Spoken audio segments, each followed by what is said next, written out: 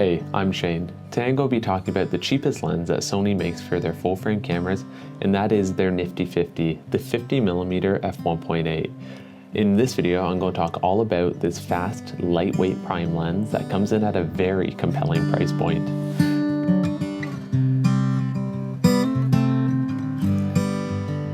So, this video is going to be all about the 50mm f1.8. This lens is a little bit different than the other lenses I have reviewed on this channel so far, in the sense that it's a much more budget-oriented lens. And in this video, I'm going to talk about the build quality, the image quality, how it performs in both photos and video, and ultimately if it's worth your money or if it's just a waste of time. Before I dive into the review though, I'm going to talk briefly about what the 50mm focal length is all about. A 50mm prime lens is essentially a lens that cannot zoom and is locked in at 50mm. This focal length is very neutral and is often compared to the normal human field of view. And looking at images from this lens feel very natural to what you normally see with your eyes, which is awesome because it's a very easy lens to work with. For that reason, it's often what people recommend as the first lens to buy besides the kit lens with a camera, because it feels very natural to work with and can be used for a huge range of different things, such as product photography, even some landscape photography, and most often portraits. And this is because the other important aspect of this lens is an f1.8 lens, meaning that it can shoot in very low light conditions because it lets in a lot of light, as well as also being able to isolate a subject quite nicely, allowing you to have a very shallow depth of field, which is ideal when you're learning photography because it helps you understand what aperture actually controls. I'll start the proper review off with talking about the build quality, and before I say anything, I'll preface this with saying that this is a budget lens and it's built that way, so it's not going to be knocking anyone's socks off. It's mainly built out of plastic with a little bit of metal on it, and then the back mount is actually metal as well, which is very nice because you can feel confident when you actually mount it onto your camera that it's not going to break. Notably though, there is no weather sealing on the back here, which I wouldn't expect out of a lens at this price point. However, Sony does say it's weather resistant. I'd take that with a grain of salt though, because this lens is not built very ruggedly, and I certainly would see the potential for dust or moisture damaging this lens, so I wouldn't be too crazy with it.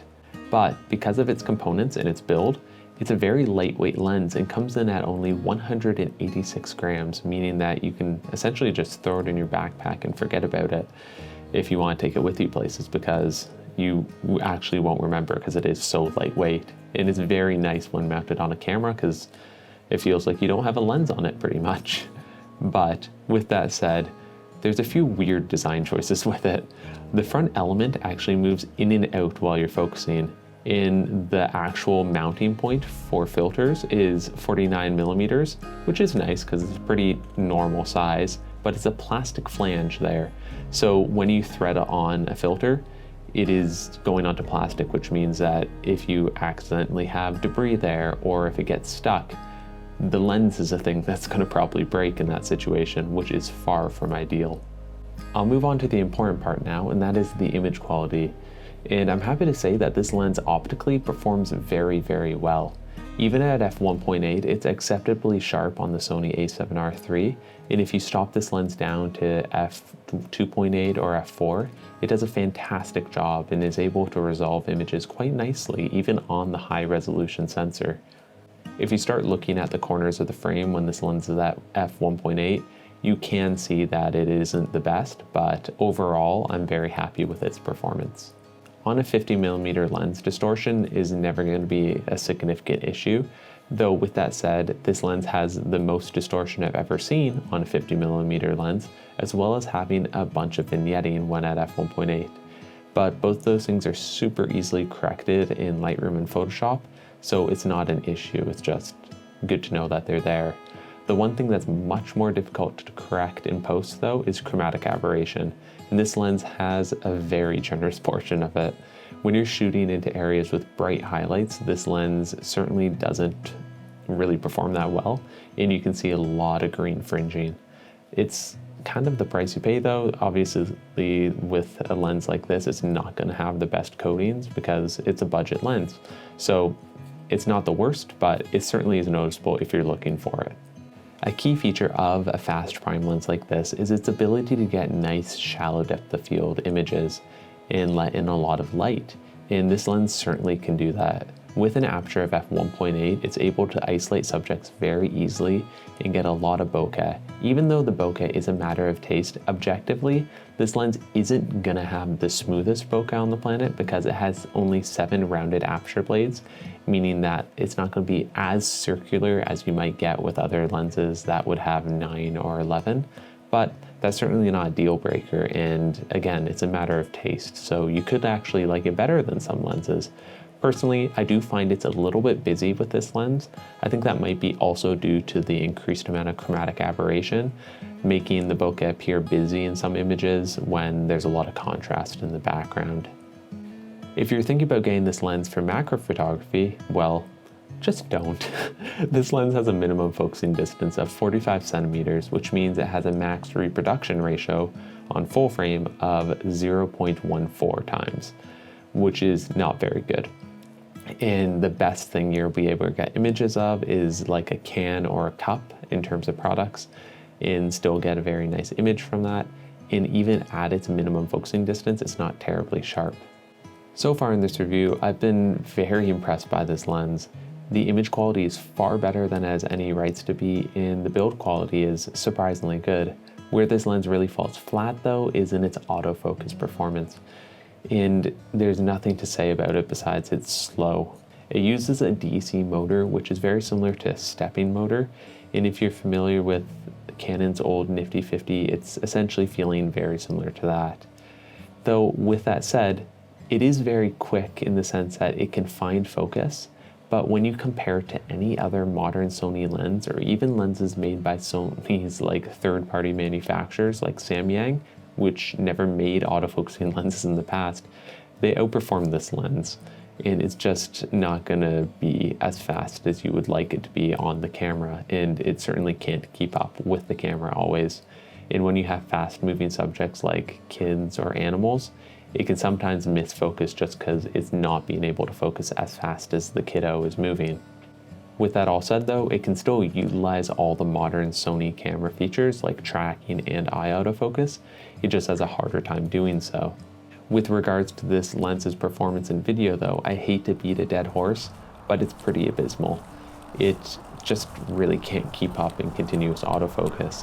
And on top of that, the focusing motors are so loud that the internal microphone or any microphone that you have on camera will pick up the audio of the motors moving, to the point of it being quite funny. In manual focus, the focus ring is very nice and comfortable, but as I said earlier, there's a bit of a sluggish delay with it.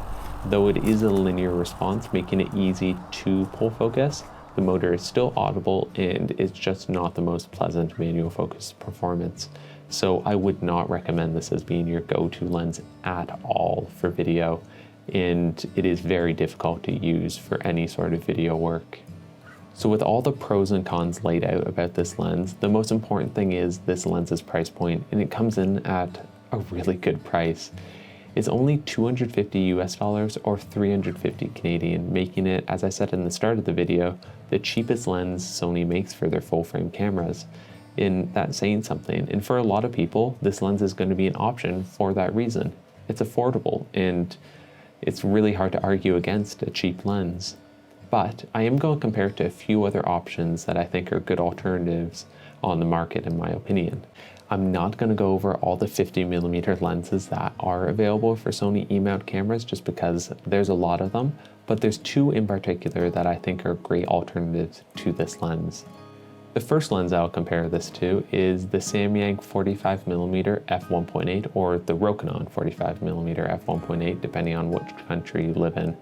This lens comes in at $330 or 500 Canadian, which is slightly more expensive, but in my opinion, it's better across the board. It has better build quality and has a little bit more metal in the design and a little bit more of a compact build. Even though it is 45mm versus 50mm, optically they're very similar and the focal lengths are able to be compared interchangeably. And optically speaking, the 45mm lens is much sharper. and the autofocus performance is way better. And if I'm going to be recommending a mid-range prime lens for full-frame cameras for Sony, 100% I'd recommend the Samyang 45mm over this lens. And I pretty much don't recommend this lens at all because the Samyang exists. Even though this lens is older, I think the Samyang is a far better mid-range prime lens than this one is at this price bracket. Another lens that this is often compared to is the Sony 55mm f1.8. Even though these lenses fill a very similar focal length, they're very different lenses.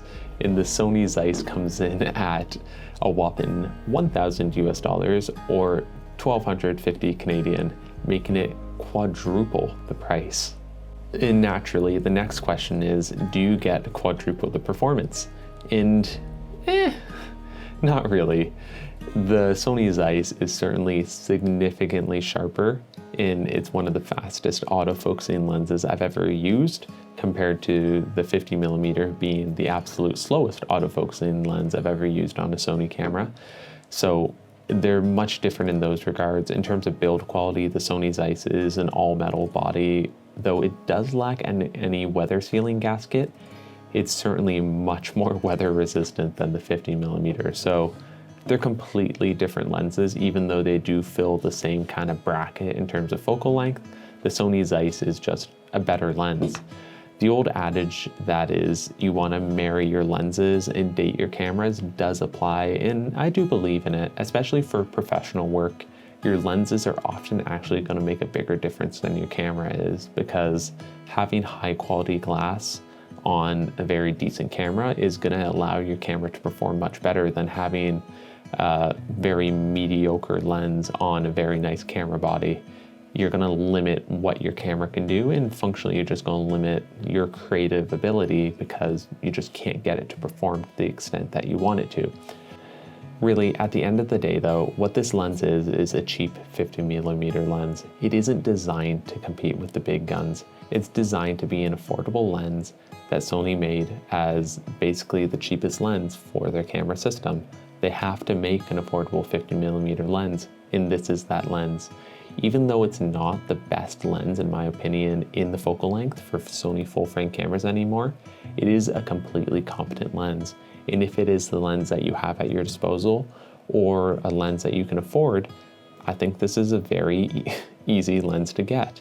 It's not going to put you out very far. It's not going to break the bank. It just is a lens for the sake of being a lens, and you can get the job done with it. But that's going to be it for the video. Thank you very much for watching. If you have any questions about anything I said in the video, please let me know. I'd be happy to answer in the comment section below. And if you enjoyed the video, maybe consider liking it and subscribing to my channel if you want to see more content like this in the future. It really goes a long way and helps me make more videos like this. Anyways, thanks again, and I hope you have a fantastic day. See you in the next one.